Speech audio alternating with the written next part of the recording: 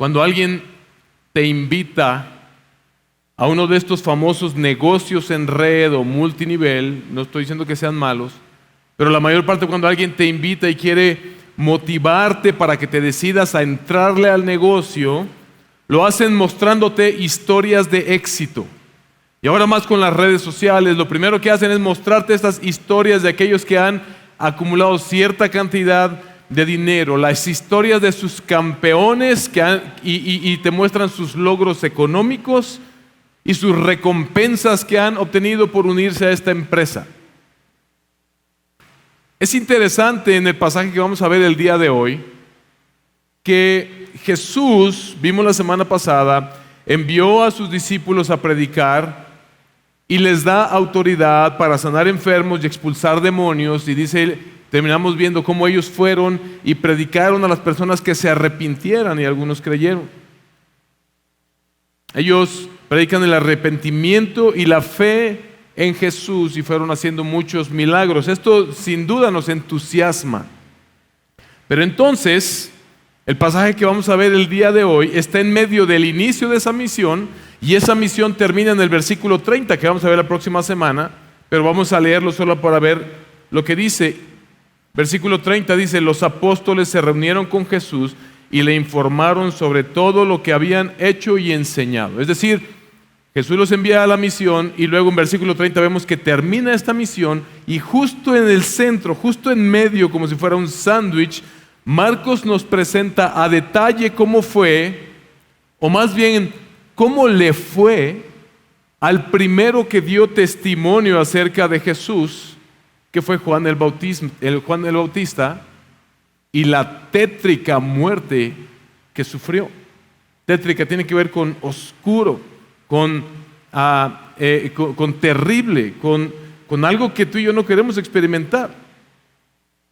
La relación que hay entre esto, entre Jesús enviando a sus discípulos, ellos terminando esta misión y regresando con Jesús para informarle, y que Marcos coloque en medio este pasaje, indiscutiblemente nos muestra cuál es el costo del verdadero discipulado.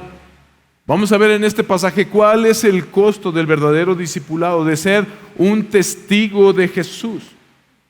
A los 12 Jesús les había encomendado que fueran y que dejaran todas sus posesiones, todas sus comodidades, todas sus ambiciones personales, las dejaran a un lado para que fueran a proclamar la buena noticia del Evangelio. Y Juan el Bautista, ahora esto lo vemos que Jesús lo hizo para que ellos dependieran de él, confiaran en él. No necesitan estos recursos, necesitan confiar en mí. Pero enseguida nos muestra cómo a Juan el Bautista le costó la vida dar testimonio fiel de la verdad.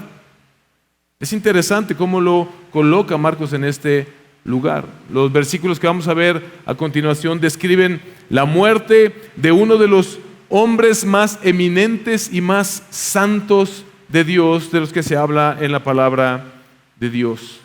Nos relatan el asesinato de Juan el Bautista. Todos los evangelistas, todos los evangelios hablan un poco acerca de esto, pero Marcos nos da bastante detalle acerca de la muerte de Juan el Bautista. Así que, mientras leemos el pasaje, yo quiero pedirte que tú pienses y trates de responder estas preguntas. ¿Quién es Jesús para mí? ¿Qué implica seguir a Jesús? ¿Por qué la gente rechaza y se opone a la verdad del Evangelio, incluso al punto de querer matar a los mensajeros? ¿Qué implica rechazar a Jesús? Mis hermanos, de lo que yo quiero convencerlos el día de hoy es de que es mejor perder la cabeza por Jesús que el alma por rechazarlo. Es mejor perder la cabeza por Jesús que el alma por rechazarlo. Vamos a leer el pasaje y ver lo que dice. El rey Herodes se enteró de esto. ¿De qué se enteró Herodes? De esta misión de los discípulos, de cómo ellos iban predicando con la autoridad de Jesús. También se enteró de todos los milagros que Jesús ha venido haciendo, lo que hemos venido viendo en los primeros 5 capítulos. Herodes se enteró de esto, pues el nombre de Jesús se había hecho célebre y la gente decía: Juan el Bautista ha resucitado de entre los muertos, por eso es que estos poderes milagrosos actúan en él. Vemos que la gente sigue confundida. Muchas personas están viniendo, algunos han puesto su fe en que Jesús puede sanar, pero no les queda claro todavía que Jesús es el Mesías prometido. Algunos están diciendo es un profeta más, es Elías u otro de los profetas, y algunos dicen no, es Juan el Bautista a quien Herodes mató, que ha resucitado y por eso tiene esos poderes especiales. Definitivamente ven con un misticismo a Jesús, pero no están creyendo todavía que Jesús es, como dijo Marcos al principio, el Mesías, el Hijo de Dios. Dice el versículo, continuamos en el versículo 15. Pero otros decían, es Elías, y decían otros, es un profeta como uno de los profetas antiguos. ¿Ve lo que dijo Herodes? Al oír esto, Herodes decía: Juan, a quien yo decapité, ha resucitado. Y luego comienza Marcos a narrarnos cómo fue que se dio esa decapitación de Juan. Pon mucha atención a la historia porque vamos a iniciar viendo muchas cosas que podemos aplicar directamente de este pasaje a nuestras vidas. Al oír esto, Herodes decía: Juan, a quien yo decapité, ha resucitado. Porque Herodes mismo había enviado a aprender a Juan y lo había encadenado en la cárcel por causa de Herodías, mujer de su hermano Felipe, pues Herodes se había casado con ella. Y Juan le decía a Herodes: no te es lícito tener a la mujer de tu hermano. Herodías tenía rencor y deseaba matarlo, pero no podía, porque Herodes temía a Juan, sabiendo que era un hombre justo y santo, y lo mantenía protegido. Cuando le oía se quedaba muy perplejo, pero le gustaba escucharlo. Llegó un día oportuno cuando Herodes, siendo su cumpleaños, ofreció un banquete a sus nobles y comandantes y a los principales de Galilea. Y cuando la hija de Herodías entró y danzó y agradó a Herodes y a los que se sentaban a la mesa con él, y el rey dijo a la muchacha: pídeme lo que quieras y te lo daré. Y le juró: te daré lo que me pidas hasta la mitad de mi reino. Ella salió y dijo a su madre: ¿qué pediré? La cabeza de Juan el Bautista, le respondió ella. Enseguida ella se presentó apresuradamente ante el rey con su petición, diciendo: quiero que me des ahora mismo la cabeza de Juan el Bautista en una bandeja. No pierdas de vista la escena, porque ve lo que sucede a continuación. Aunque el rey se puso muy triste, sin embargo, a causa de sus juramentos y de los que se sentaban a la mesa con él, no quiso contradecirla. Al instante el rey envió a un verdugo y le ordenó que trajera la cabeza de Juan, y él fue y lo decapitó en la cárcel. Y trajo su cabeza en una bandeja. Piensa en la fiesta. Trajo su cabeza en una bandeja y se la dio a la muchacha, y la muchacha se la dio a su madre. Cuando los discípulos de Juan oyeron esto, fueron y se llevaron el cuerpo y le dieron sepultura. Hay dos cuadros que yo tengo en mi oficina que me ayudan a recordar la verdad del ministerio que desempeño como predicador y como pastor y la realidad de la vida cristiana. La primera es una imagen basada en Ezequiel 34, que la vamos a poner, bueno, está ahí en la pantalla. En aquel momento en el que el Señor envía a Ezequiel a predicar sobre los huesos secos, sobre esos cadáveres, esqueletos que estaban tirados todo, en esta visión, y Ezequiel predica y estos esqueletos empiezan a regenerarse y empiezan a cobrar vida y empiezan a ser resucitados por medio de la palabra del Señor. Esto me ayuda a mantener esta visión de que debemos predicar la verdad sin importar cómo se vean las consecuencias, porque estamos predicando a muertos que pueden venir a la vida en Cristo Jesús. Pero el otro cuadro que tengo en mi oficina es este que van a ver a continuación, que es de estos cristianos que eran asesinados brutalmente en el Coliseo romano a principios de siglo. Porque esto me ayuda a recordar que la misión de predicar el Evangelio no va a ser bien recibida por el mundo, y es muy probable que terminemos de esa manera. Puede llegar a sucedernos. No tenemos por qué esperar que el mundo nos abrace y nos reciba como si fuéramos verdaderamente la buena noticia, porque este mundo aborrece la maldad, aborrece la verdad y ama la mentira, ama el pecado. Por lo tanto nos aborrecerán a nosotros como Jesús dijo que lo aborrecieron a Él. Y es lo que vemos en esta escena, es lo que vemos en esta narrativa que nos da Marcos, donde vemos varias cosas que podemos destacar de este pasaje que aplican para nuestras vidas. Vemos en primer lugar, y regresamos al pasaje, el sorprendente poder que tiene la verdad sobre la conciencia de las personas. Mis hermanos, vimos a Herodes que teme que Juan él tenía temor de Juan el Bautista cuando él vivía, pero no se atrevía a matarlo, así que lo manda a la cárcel. Pero tenía temor de Juan el Bautista por las palabras que Juan el Bautista le hacía saber a Herodes. Dice el pasaje, nos da a entender que él le predicaba y le decía: tú estás en pecado porque le quitaste la mujer a tu hermano Felipe y te casaste con ella, justificando tu pecado. Bueno, pero me casé. Pues sí, pero estás cometiendo adulterio, y eso está mal visto delante del Señor.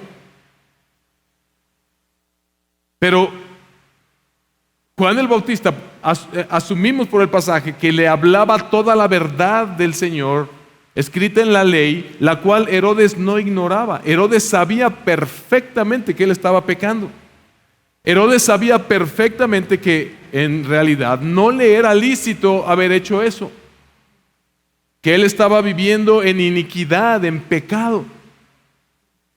No podía contradecir esta verdad, pero tampoco se sometía a esa verdad. No podía o no se atrevía a matar a Juan el Bautista, dice el pasaje, porque le temía cuando estaba vivo. Pero ahora vemos que también le teme tras su muerte. Mis hermanos, si nosotros vamos a predicar el Evangelio fielmente como cristianos, debemos entender esto. La verdad nunca será bien recibida, pero esa verdad produce algo en la conciencia de las personas. Yo mismo no sé si muchos de ustedes van a recibir esta palabra con humildad delante del Señor, o si la van a recibir con recelo y se van a enojar contra mí por ser el mensajero que está predicando esta palabra. No lo sé. Creo que ambos efectos van a ser producidos, pero en lo que confío es que la verdad es la verdad sin importar que la creas o no. Y en tu conciencia y en mi conciencia y en la conciencia de aquellas personas a quienes le predicamos el Evangelio, siempre produce un efecto. Siempre produce un efecto, porque todo mundo tiene una conciencia. Dice Romanos 1 que fue el Señor quien puso esta conciencia en los hombres, de tal manera que nadie puede justificarse a sí mismo y decir: es que yo no sabía. Todos sabemos cuando estamos obrando mal delante del Señor. Vivimos en un mundo caído, en un mundo corrupto. Y por eso es que hay mucha gente padeciendo insomnio. Y por eso hay mucha gente padeciendo inseguridades en la vida, temores en la vida, porque su conciencia les acusa de su pecado, pero no se han arrepentido. Esto es lo que Herodes estaba sufriendo, padeciendo en este momento. Él está temeroso de que Juan haya resucitado de los muertos. Todo judío de aquella época identificaba la resurrección de los muertos con el juicio. Entonces Herodes estaba temiendo que Juan hubiera resucitado y que hubiera venido a ejecutar el juicio de Dios sobre su vida. Nosotros como pastores en una congregación y todo aquel que sirve al Señor debemos recordar esto: siempre que predicamos el Evangelio, nunca es en vano, porque la palabra de Dios es viva, es eficaz, es más cortante que toda espada de doble filo y penetra hasta partir los huesos y las coyunturas, penetra en el alma de las personas. Que la reciban o la rechacen ya no es nuestra chamba. Eso es obra del Señor y de cada persona que escucha el mensaje del Evangelio. Pero en ambos casos, la palabra de Dios va a demandar una respuesta. Cada persona que escuche va a ser, esa palabra va a confrontar su conciencia con la verdad, y esa persona puede reaccionar de una o de otra manera, como vimos en este pasaje. Mis hermanos, un segundo aspecto que podemos ver en este pasaje es lo lejos que puede llegar la gente dentro de la religión y a su vez perder la salvación cediendo ante un pecado que los domina. Y cuando digo perder la salvación, no estoy diciendo que ya fueron salvos en Cristo Jesús y después perdieron esa salvación, sino que hay muchos falsos conversos dentro de la iglesia cristiana. Herodías y Herodes ellos pertenecían a la fe judía. A Herodes se le llama rey, pero es como un rey de chocolate, porque el imperio romano es quien está gobernando sobre Israel, y a Herodes le estaban dando como el chance de: tú que eres un judío, pues vas a ser como el rey de los judíos. Era una manera de manipular, de mantener el orden entre los judíos por medio de establecerles un rey que realmente no tenía mayor autoridad sobre ellos. Pero lo que nosotros vemos es que Herodes y Herodías conocían a la perfección la ley del Señor. Era demandado para cada rey de Israel que tuvieran la ley a su lado, consejeros a su lado, sacerdotes que influían sobre ellos, profetas que hablaban y les recordaban lo que la palabra del Señor demandaba de ellos para gobernar. Herodes y Herodías estaban dentro de la religión, tal vez judía, pero ellos no eran salvos. Y dentro de las iglesias cristianas hay personas que piensan que son salvos, pero no lo son. Porque nadie es salvo simplemente por agradarse al escuchar la palabra de Dios como se agradaba a Herodes, sino aquellos que responden de manera positiva a la palabra del Señor. Y esta palabra es dura, por eso advertí que algunos de ustedes me van a odiar después de este mensaje, pero es el costo que somos llamados a pagar aquellos que predicamos el Evangelio. Mis hermanos, nosotros tenemos que estar examinando nuestro interior constantemente. Tenemos que asegurarnos que no haya ningún pecado que esté dominando nuestras vidas, ningún pecado que estamos amando más que la verdad de la palabra del Señor, que nos esté llevando directamente a la perdición. Ningún vicio, ninguna lujuria, ningún pecado que nos dé placer o que nos atraiga o que nos tenga distraídos de la verdad. No debemos descansar, mis hermanos, hasta poder decir, como decía el rey David en el Salmo 119, versículo 128, estimé rectos todos tus mandamientos sobre todas las cosas y aborrecí todo camino de mentira. Mis hermanos, el efecto que produce en la conciencia de una persona que recibe el Evangelio, la verdad produce un efecto positivo que nos lleva a reconocer nuestro pecado y rendirnos delante del Señor y renunciar a aquello que nosotros estábamos amando. Un tercer aspecto que vemos en este pasaje es lo dura que fue la confrontación de Juan el Bautista para con Herodes, pero él estaba siendo fiel a la palabra del Señor. Él sabía que estaba poniendo en riesgo el pellejo al hablarle estas verdades a Herodes. Pero él no puso la excusa de: híjole, ¿será prudente ir con el que gobierna y decirle lo que está haciendo mal? ¿Será políticamente correcto levantar la voz y decir: esto que están haciendo estos gobiernos corruptos está mal delante del Señor y será castigado por el Señor? ¿Será eso políticamente correcto? No lo es. ¿Es lo correcto? Sí lo es. Algunos pudiéramos pensar: es inútil denunciar cuando confrontas a una persona con su pecado, pero Juan no tuvo empacho en decir: tú estás cometiendo adulterio al tener a la mujer de tu hermano. Predicar de esta manera, al igual que Juan, nos va a llevar a la impopularidad. Nos va a llevar a la impopularidad, pero es la obligación de Juan. La conciencia de Juan era cautiva de la verdad. Esto fue lo que Martín Lutero dijo cuando él en la dieta de Worms estaba siendo juzgado por el clero católico y le decían: arrepiéntete de lo que estás diciendo, de que el justo por la fe vivirá. Y él dijo: yo soy cautivo de la verdad, y a no ser de que ustedes me convenzan por medio de la palabra de Dios, yo no puedo renunciar a la verdad, me cueste la vida, me cueste la muerte. Y eso es lo que Juan estaba haciendo precisamente. Aprendemos de la fidelidad de Juan el Bautista al predicar la verdad sin importar las consecuencias. Porque nuestra conciencia, si estamos en Cristo, nos hace cautivos de la verdad. El que Juan haya hecho este llamado no quiere decir que sea falta de amor. Por supuesto que somos llamados a presentar esta verdad en amor, en gracia, teniendo misericordia de las personas. Pero qué equivocados estamos cuando pensamos que tener gracia y amor por las personas es acariciar su pecado y decirle: no te preocupes, no pasa nada. Tú síguele por ahí mientras vas camino al infierno y a la condenación eterna. La razón por la que confrontamos el pecado por medio del Evangelio y llamamos a las personas al arrepentimiento es porque buscamos precisamente eso, que se arrepientan y que sean salvos.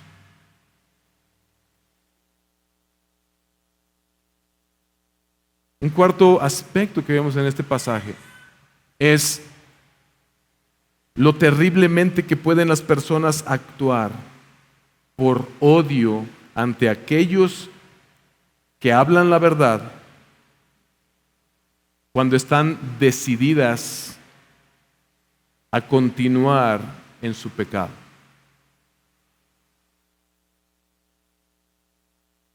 La conducta del ser humano, yo estoy seguro que todos están diciendo ahorita: no, yo jamás mandaría decapitar a alguien solamente porque me confrontó con mi pecado. Mira, no recuerdo quién era exactamente, pero creo que era Thomas Watson quien decía: estoy consciente de que soy tan pecador que no existe ni un solo pecado que no sea yo capaz de llegar a cometer. Y esa realidad es la misma para cada uno de nosotros. Porque lo que vemos aquí es en Herodes un endurecimiento de la conciencia. Aunque recibió la verdad, decidió brincarla por amor a su pecado, a vivir en adulterio con esta mujer Herodías. Prefirió lo que le daba placer momentáneo, lo que él quería hacer, en lugar de someterse a la palabra del Señor.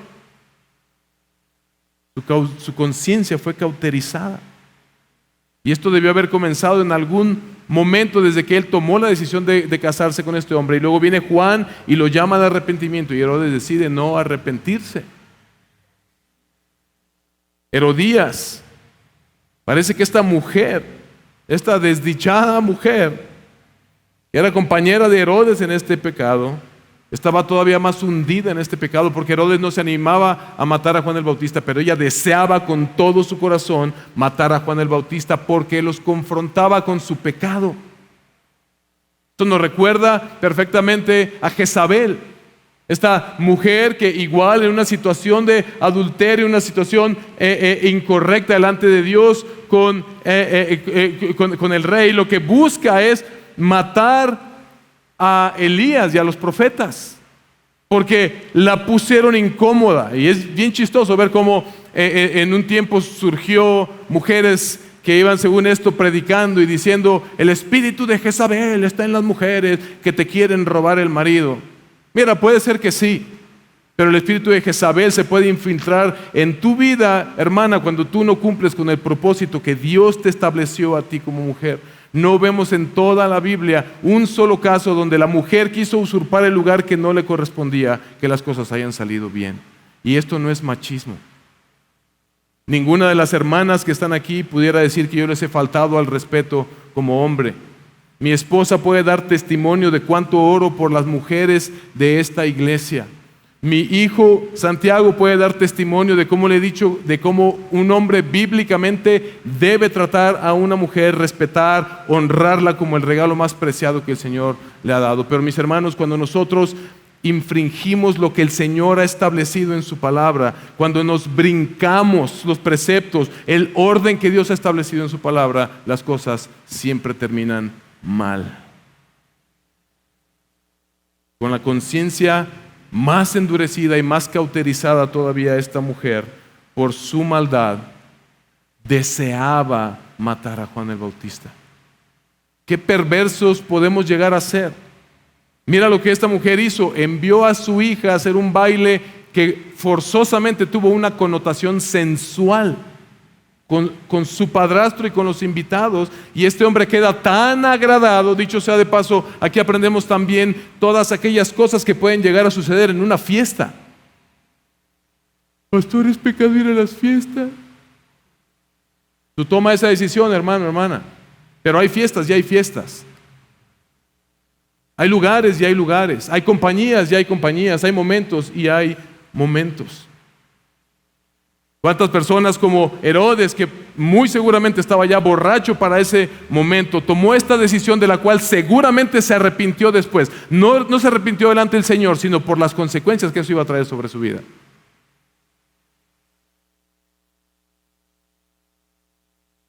Vimos a Herodes en una fiesta en donde no le quedó de otra más que complacer a la gente que estaba a su alrededor, porque ya había abierto la boca,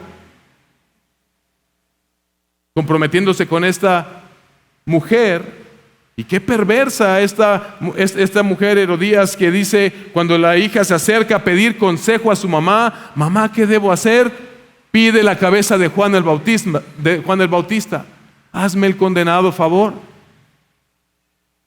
Pero mis hermanos y mis hermanas, si nosotros no estamos aconsejando a nuestros hijos bíblicamente en cuanto a todos los aspectos de su vida, cuidado, porque estamos haciendo exactamente lo mismo. Cortar la cabeza de Juan el Bautista significaba silenciar la verdad. Significaba silenciar la verdad. Y nosotros podemos estar haciendo exactamente lo mismo con nuestros hijos. Porque Juan, al igual que Jesucristo, predicaban el arrepentimiento. Marcos capítulo 1, versículos 4 al 5 nos mostraron: Juan el Bautista apareció en el desierto predicando el bautismo de arrepentimiento para el perdón de pecados.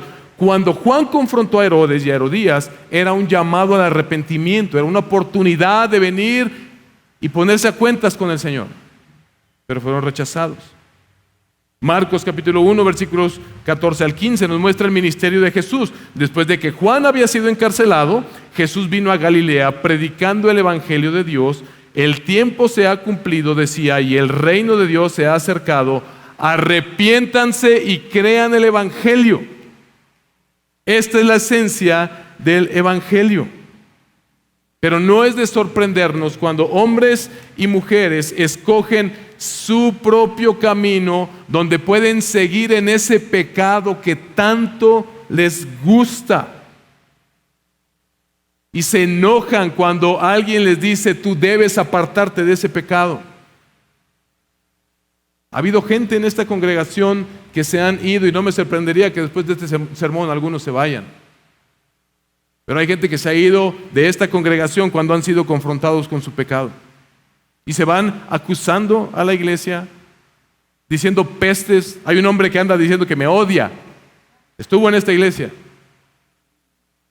porque se le confrontó con su pecado. Pero esto pasó siempre.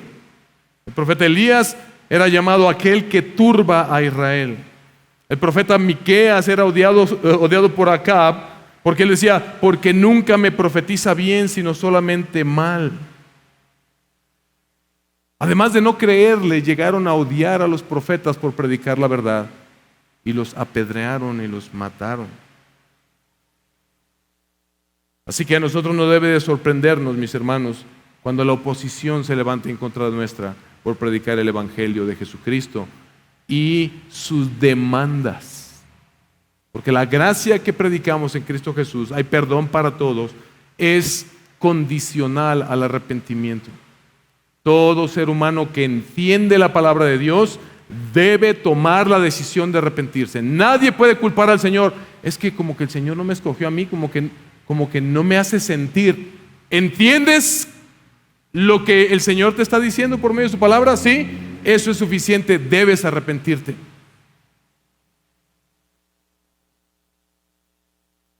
Y nosotros como discípulos no debemos esperar la popularidad del mundo. No debemos esperar que el mundo nos reciba como si fuéramos aquello que ellos estaban ansiosamente esperando. Pero escucha esto, para un verdadero discípulo de Jesús no es una desgracia que no le gustemos a los incrédulos, a los malvados, a los impíos.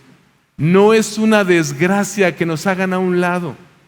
No es una desgracia que nos aborrezcan. No es una desgracia que nos aparten de sus círculos VIP. Por el contrario, mis hermanos, nunca ha sido un honor ser bien recibidos y bien considerados por el mundo. De hecho, Jesús dijo hay de vosotros cuando todos los hombres hablen bien de vosotros, porque cuidado, cuando el mundo y tú simpatizan de manera perfecta, como que hacen match, como que encajas perfectamente, cuidado, probablemente estás muy lejos de ser aquel discípulo que esté proclamando fielmente la palabra del Señor.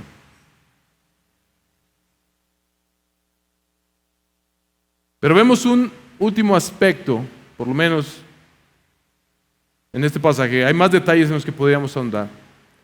Pero vemos la pequeña recompensa que algunos siervos de Dios reciben en este mundo. Juan recibió una prisión injusta y una muerte violenta. Ese fue el pago por su labor. Comencé diciendo que estas redes multinivel, negocios de este tipo, te muestran a su campeón y sus logros económicos y sus recompensas que han obtenido para que le entres al negocio. Pero el Evangelio no nos dora la píldora. Mis hermanos, el llamado que Jesús nos hace, como dice el título de esta prédica, es de vida o muerte. Tu vida puede estar de por medio si eres un testigo fiel del Evangelio.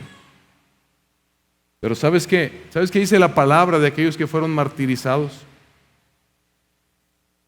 Como Esteban, como Santiago, como otros, como de hecho todos los discípulos que hasta ahorita no habían entendido nada en el Evangelio de Marcos, terminaron muertos, algunos aserrados, algunos lanzados al aceite, algunos aventados desde las cúspides de las iglesias. La palabra de Dios dice, de quienes el mundo no era digno. Ellos dieron testimonio con su sangre de la verdad del Evangelio y lo que Dios dice de ellos, este mundo no era digno de ellos. Nuestro llamado es sublime, va mucho más allá de lo que este mundo puede ofrecer.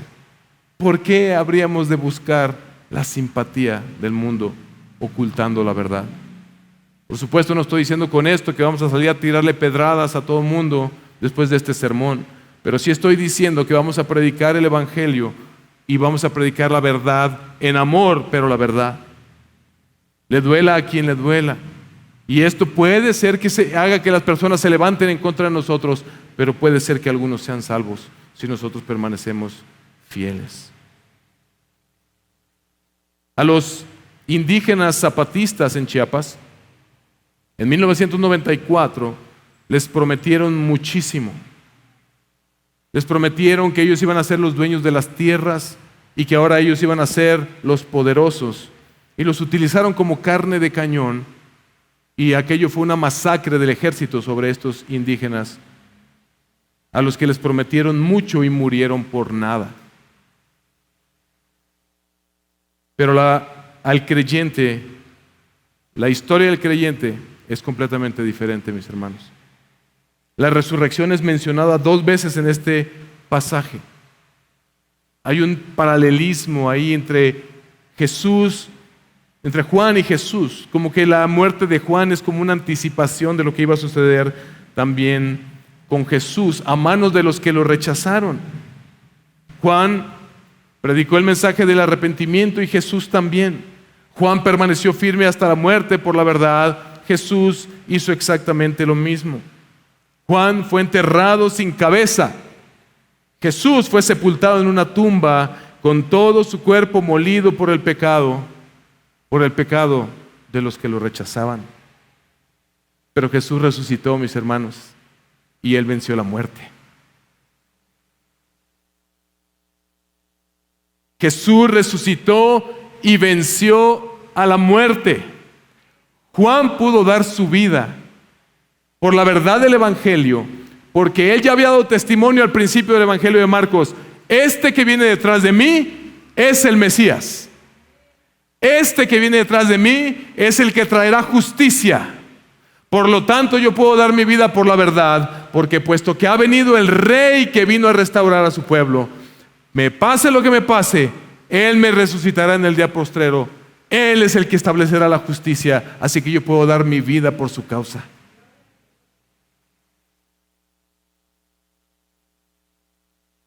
Los discípulos de Juan fueron por su cuerpecito sin cabeza y le dieron un entierro más o menos digno. Pero no es solamente un entierro digno lo que a ti y a mí nos espera, sino una resurrección gloriosa. Eso es lo que espera a los testigos fieles de Jesús. Ve lo que dice Apocalipsis 11, versículos 1 al 14. Es sumamente interesante cómo en el anuncio de cómo serán los últimos tiempos se nos muestra que esta verdad permanece. Lee este pasaje conmigo. Me fue dada una caña de medir, unos 3 metros, semejante a una vara, y alguien dijo: levántate y mide el templo de Dios y el altar y a los que en él adoran. Pero excluye el patio que está fuera del templo. No lo midas, porque ha sido entregado a las naciones y éstas pisotearán la santa ciudad por 42 meses. Otorgaré autoridad a mis 2 testigos y ellos profetizarán por 1260 días vestidos de cilicio. Estos son los 2 olivos, los 2 candelabros que están delante del Señor de la tierra. Aquellos que dan testimonio de la verdad del Evangelio están delante del Señor como estos candelabros en su presencia. Si alguien quiere hacerles daño, de su boca sale fuego y devora a sus enemigos. Así debe morir cualquiera que quisiera hacerles daño. Ellos tienen poder para cerrar el cielo a fin de que no llueva durante los días en que ellos profeticen, y tienen poder sobre las aguas para convertirlas en sangre y para herir la tierra con toda suerte de plagas todas las veces que quieran. Este es el efecto que el Evangelio ha tenido y seguirá teniendo. Avanzará y nadie lo podrá detener, y Jesús continuará haciendo los milagros que sean necesarios para que su iglesia siga siendo establecida y al mismo tiempo su reino en esta tierra. Pero ve lo que dice: cuando hayan terminado de dar su testimonio, cuando nuestra chamba como iglesia haya terminado, mis hermanos, cuando hayamos predicado a todos aquellos que han de ser salvos, la bestia que sube del abismo hará guerra contra ellos, los vencerá y los matará, a los testigos, a los que dan testimonio de Jesús. Sus cadáveres estarán en la calle de la gran ciudad, que simbólicamente se llama Sodoma y Egipto, donde también su Señor fue crucificado. Gente de todos los pueblos, tribus, lenguas y naciones contemplarán sus cadáveres por 3 días y medio y no permitirán que sus cadáveres sean sepultados. Los que moran en la tierra se regocijarán por ellos y se alegrarán, y se enviarán regalos unos a otros, porque estos 2 profetas habían atormentado a los que moran en la tierra. ¿Ya te va quedando claro por qué te odian algunas personas cuando predicas el Evangelio? ¿Ya te va quedando claro por qué rechazan el mensaje del Evangelio? ¿Ya te va quedando claro que esto no es para gustarle a todo mundo? ¿No es para convertirnos en monedita de oro? Versículo 11, pero después de los 3 días, pero después de los 3 días y medio, el aliento de vida de parte de Dios vino a ellos y se pusieron en pie, y gran temor cayó sobre quienes los contemplaban. Entonces ellos oyeron una gran voz del cielo que decía: suban acá. Y subieron al cielo en una nube y sus enemigos los vieron. En aquella misma hora hubo un gran terremoto. ¿Y qué sucede con los que no creyeron? Y la 10ª parte de la ciudad se derrumbó y 7,000 personas murieron en el terremoto, y los demás aterrorizados dieron gloria al Dios del cielo. El segundo ay ha pasado, pero el tercer ay viene pronto. Hermanos, historias como la de Juan el Bautista nos ayudan para recordarnos que las mejores cosas están por venir para el verdadero cristiano, que este mundo no es nuestro hogar y que seremos rechazados por la verdad del Evangelio. El descanso de Juan, la corona que Juan esperaba, es la misma que vamos a recibir todos los que permanezcamos como testigos fieles del Señor Jesucristo, aun si nos cuesta la vida. En este mundo somos llamados a andar por fe y no por vista. Por eso Jesús envió a sus discípulos y les dijo: no lleven alforja, no lleven 2 cambios, porque no dependemos de las circunstancias de este mundo, sino del Señor que nos ha enviado con su autoridad y que nos sostendrá hasta que nuestra misión se termine y sea completada. En esta vida, mis hermanos, debemos sembrar la palabra del Evangelio, debemos trabajar en ella, vamos a luchar, vamos a sufrir persecución. Si tú estás esperando una recompensa para esta tierra, estás esperando algo que no va a llegar, porque no importa cuánto puedas recibir de este mundo, nada te va a satisfacer verdaderamente. Pero bendito sea el Señor, esta vida no es todo lo que hay, habrá un día de retribución, el día de la resurrección de todos los muertos. El cielo satisfará, mis hermanos, a todos. Es precioso ver cómo Apocalipsis nos narra también cómo aquellos que murieron por el Señor están de manera especial debajo del altar, clamando por justicia. La sangre de todos aquellos testigos derramada por el testimonio de Jesús será vindicada, y los enemigos del Señor, como Herodes, que representa en el Nuevo Testamento esta oposición al Señor, Herodes el Grande queriendo matar al niño, Herodes Antipas matando a Juan el Bautista, Herodes Agripa queriendo detener el avance del Evangelio en Hechos y que muere comido de gusanos. No, mis hermanos, nuestra recompensa no es para esta tierra. Nuestra recompensa es eterna. Y la muerte cobra sentido para nuestras vidas cuando entendemos quién es Jesucristo. Mis hermanos, es mejor perder la cabeza por Jesucristo que el alma por rechazarlo.